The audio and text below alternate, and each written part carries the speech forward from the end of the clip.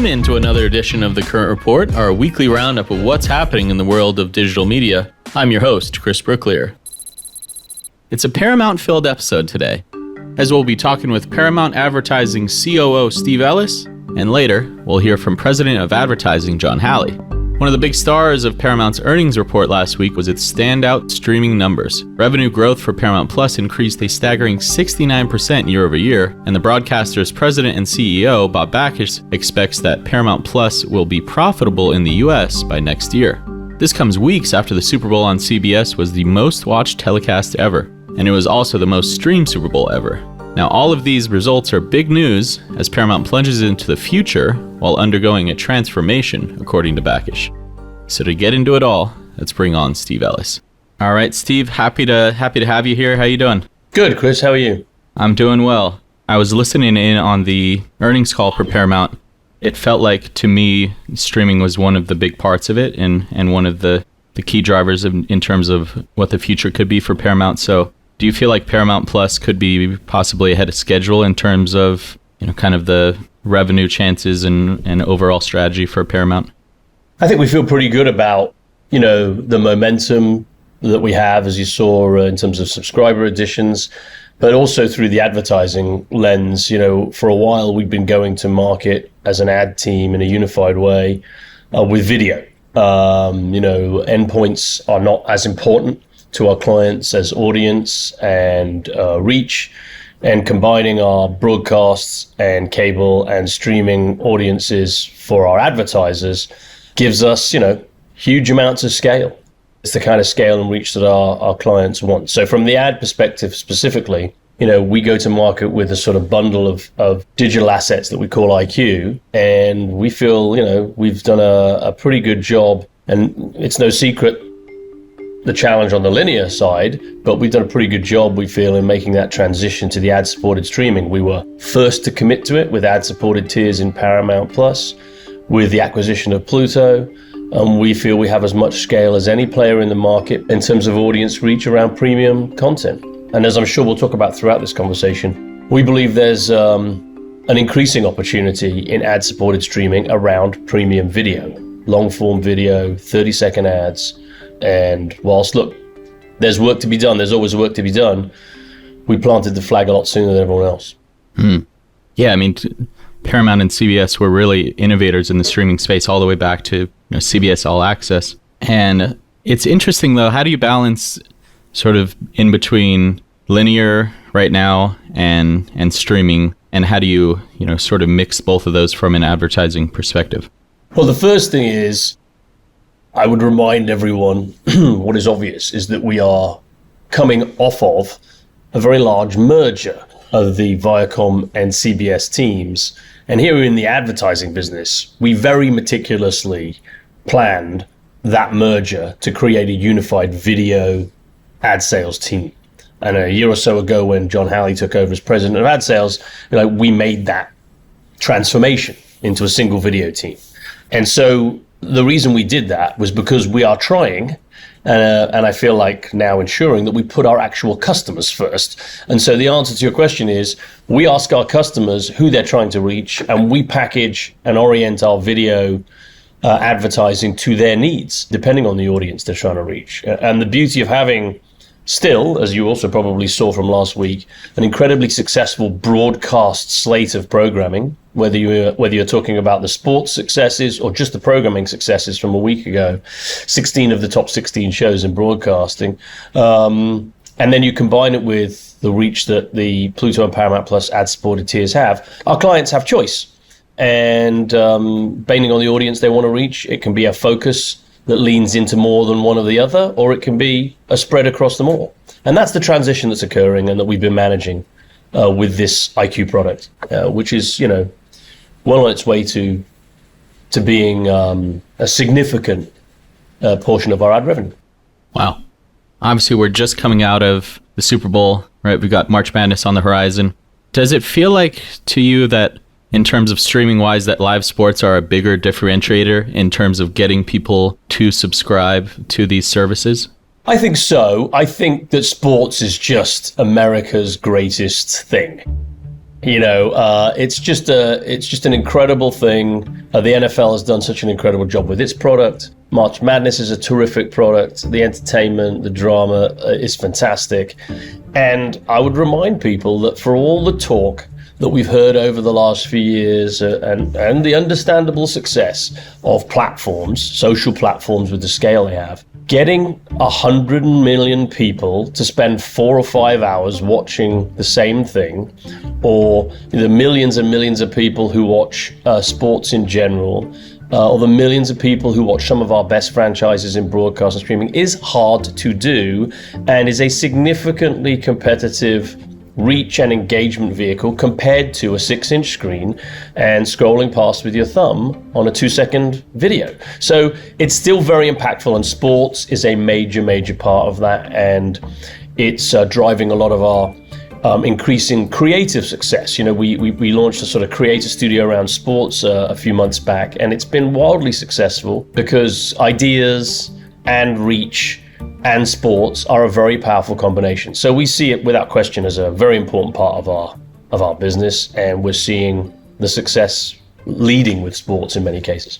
Yeah, and sports is the entryway in, but it doesn't mean that that's the only thing that these people are consuming, right? I saw a stat that people that come to Paramount Plus for live sports, they spend 90% of their time not even watching sports content, and that's kind of incredible, right?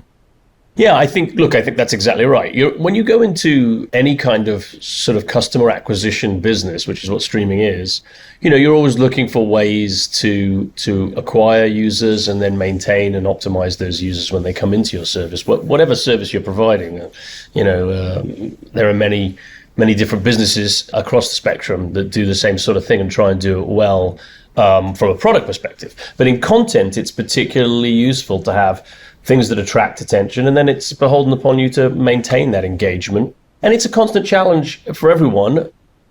I wanted to pivot to the upfronts because we're approaching the upfront season. For the second year in a row, Paramount is not doing one of these glitzy upfronts presentations. How do you feel like just the process of the upfronts is changing? Like, do you think it's as important as it maybe was before?